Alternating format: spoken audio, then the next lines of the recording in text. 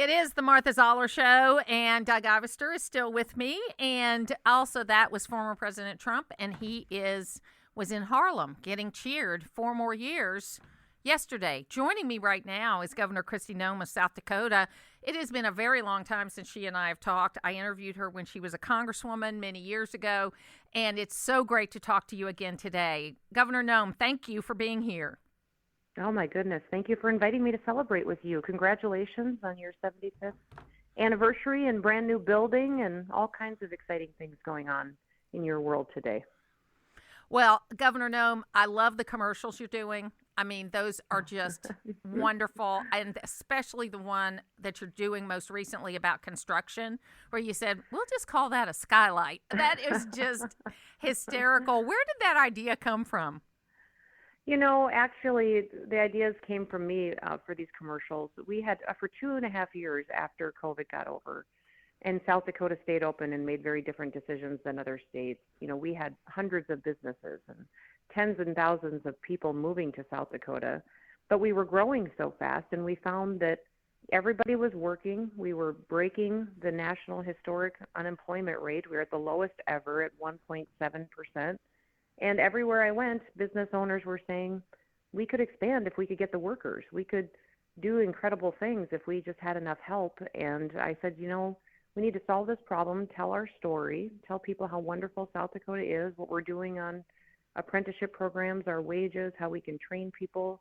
Let's run some commercials where I'm filling in, and I'm very bad at it, and I need help. So you've probably seen me be a plumber, an electrician, a nurse. The latest one is me building homes where I accidentally knock over a wall, and it's me doing a lousy job at a lot of things, but people are responding to those commercials and moving to South Dakota to live the American dream. It's really fantastic. You know, it wasn't that long ago that South Dakota had Tom Daschle as a senator, and he used to travel around. He was famous for traveling around for 2 weeks on the congressional breaks and go from town to town. And now South Dakota is he was a Democrat, South Dakota is solidly Republican. What happened there? How did that transformation happen? Did the parties change, or did the people change? You know, I would say the people still here are very populist. You know, we tend to elect people, and we like people that work hard for us and focus on our state. You know, we become more Republican as far as party registration. Independents are becoming a large growing group in South Dakota. The Democrat Party is losing a lot of registered voters. I would say that, yes, when I first got involved in government and politics, Tom Daschle was the Senate Majority Leader. I started showing up at his meetings. I was passionate about tax reform. When I ran for Congress, we still had a Democrat U.S. Senator in Tim Johnson. I ran against a Democrat. So a lot of people think South Dakota has always been this very conservative state. I would say we've been fairly conservative, but yes, we elect a lot of Democrats too. And so that's why it's important to continue to show people that when you follow conservative policies, good things happen. And that's why leadership matters. It matters who you elect to represent you and to fight for you, because it has a dramatic effect on every single family that lives in your state and in your community. Doug Ivester, you were so kind to reconnect me with Governor Noem.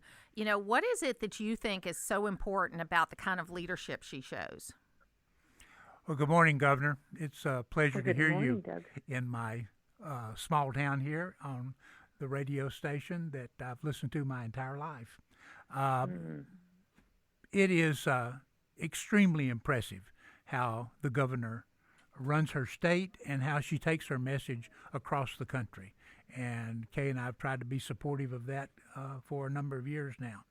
But her heart's in the right place, and that's a start. And her intellect is in the right place, and the state is showing the results of that intellect and that good heart.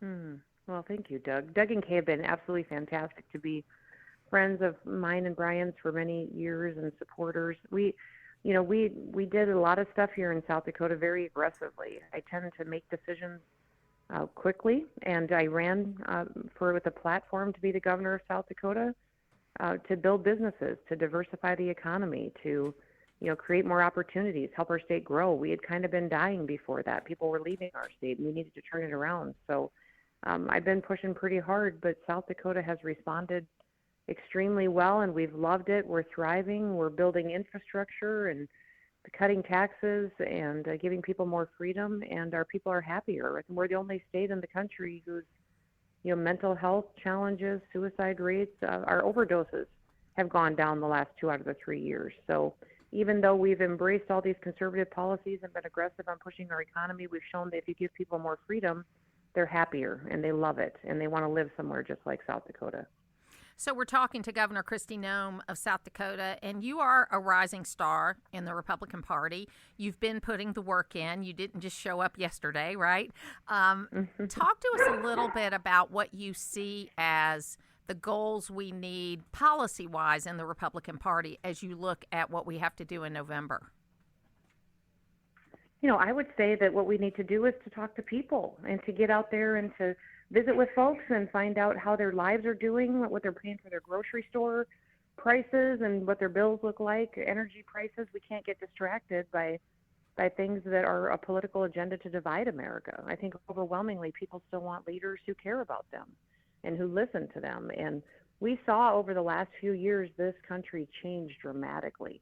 And I'm going to be spending a lot of time in some swing states here in the next several months, in Michigan and Wisconsin, in Ohio, Georgia, Arizona, Pennsylvania, those states that we need to win back the White House, and talk with folks about really what their life is like and what has dramatically changed, and that they have a real choice in what comes out of Washington, D.C. and how it impacts their family and their future. So we're seeing a lot of unrest and a lot of division. People need to know that the American dream is still alive and that there are places in this country that don't reflect Joe Biden's America, and that's because we've rejected it and continued down our own path of embracing what our founders envisioned for our country. So, I think most of the time I run into people and they're telling me what to do and telling me what to say and where to go and to work, and I will do that and continue to do that. But I would encourage everybody listening to your radio station that it's kind of their job too. We need to win the hearts and minds of people. And instead of yelling at each other and arguing, why don't we sit down and have coffee and listen to people that we've disagreed with for many years, and then start talking about their everyday challenges that they face and which president in the White House is really going to bring them the most help. Because I know overwhelmingly when it gets down to policies and how it impacts families, it's President Trump's vision for this country that really keeps America strong. Well, we had the opportunity to speak to him a couple of weeks ago and talk to him about the empowerment zones and enterprise zones he really lit up, I tell you, when he was talking about that particular policy. But one of the things I think is really important about what you said is that I tell my listeners all the time, you got to get out and vote. Then you need to be good parents to your children and grandchildren. And then you need to have face-to-face conversations with people. If we can do those three things, we can get things back on track, because the average person is not that person screaming on social media. The average person is getting up and going to work every day. That's exactly right. And one of the things that people have always said to me about our kids is they said, "Man, you've got fantastic kids. How did your kids turn out when you were so busy working in Congress and stuff?" And I said, we just had this rule that we had to be together, and that kids understand their parents and what they're doing and what they believe if they're spending time together, having conversations. It's the same way with your neighbors, with the people you go to church with, the people that you work with. And I just believe that if we spend time together having those conversations, it's powerful, and it will encourage people to go back to the policies of President Trump, because those are the ones that kept this country strong and thriving. Absolutely. Governor Kristi Noem, we'll talk again soon. Thank you very much. And thank you, Doug Ivester. And thank you, Martha. We appreciate it. And we'll be back with Secretary of State Brad Raffensperger. Lots more to come.